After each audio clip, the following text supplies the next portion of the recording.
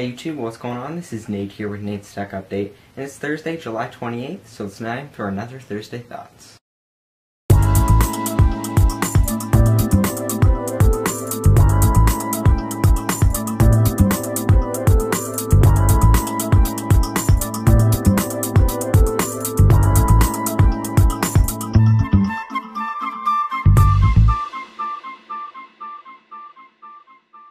So before we get started with the tech news of the week, I wanted to announce the next two winners for a macOS line giveaway.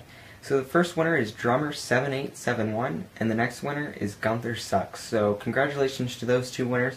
Your iTunes codes will be sent to your inbox on your YouTube account. I want to thank everyone who entered by simply subscribing. I really appreciate it, and I hope you guys really enjoy the videos that I post. I apologize to everyone who didn't win. I know some of you guys even tried to leave me some flattering comments, but unfortunately all I did was use random.org to actually pick out the two winners. So my next giveaway I will probably do in the coming weeks. I will probably do something with the comments, so for those of you who did leave some flattering comments, stay tuned for that. Maybe you can actually win this time, we'll see.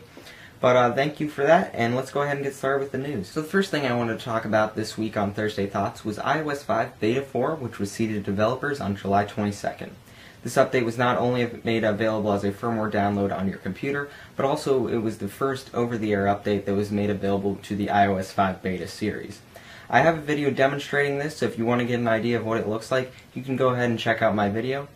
Apple also released the new Lion developer, which was 10.7.2, in which they skipped over 10.7.1, which is kind of confusing to some people. It is proposed that the reason they did this was 10.7.1 is basically going to be a bug fix to the release of Lion only, so they don't really need to seed that to developers because it's just going to be bug fixes, no new features. But 10.7.2 did include some new iCloud updates, which will also be releasing alongside of iOS 5 this fall. Microsoft Office seems to be having a lot of bugs with Lion currently.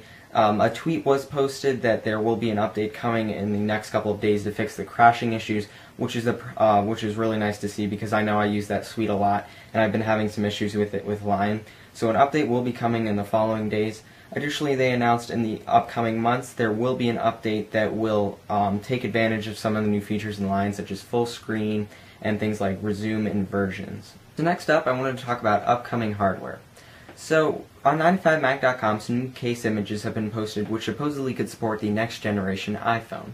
It does have a larger area for a bigger screen, possibly 4 inches, as well as the case has tapered edges, sort of like what you'll find on the iPad 2 and iPod Touch 4th generation. Subsequently, this goes with the rumors that we've been hearing that the next generation iPhone will be lighter and thinner.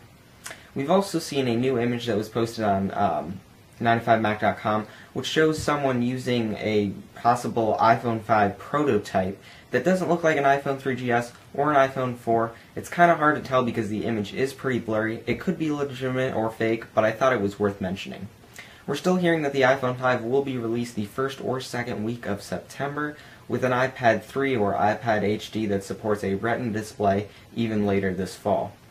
We're also hearing reports of possibly an ultra-thin laptop, 15-inch screen possibly from Apple, coming late this year, maybe possibly around Christmas time or early next year. It might be the next generation MacBook Pro that would be very thin, sort of like the MacBook Air, but it will be more powerful. Hard to say at this point. The MacBook Pro was refreshed early in Q1 of this year, so we might see a new refresh as early as the end of this year or the very beginning of next year. So we'll have to wait and see as we hear more and more about that. Last but not least, a report has surfaced today about AT&T looking to implement data throttling sometime in the October timeframe, which will be maybe a month after the iPhone 5 is set to be released. Now, this data throttling would affect users like me who currently have the unlimited data plan, in which you could use full-speed data up into a certain cap, and then once you reach that cap, your data will be throttled or slowed down, so it won't be as fast as what you experienced before you actually hit the cap. So T-Mobile does something like this with their unlimited data plan. So basically, you have 2 gigabytes of full speed data. Once you hit that 2 gigabyte cap, they throttle your speed, so it does slow it down. So this might make me kind of angry. We'll have to see what AT&T decides to implement with this as we get closer to that October time frame. So thanks for watching the video. Please like it and subscribe, and as always, have a nice day.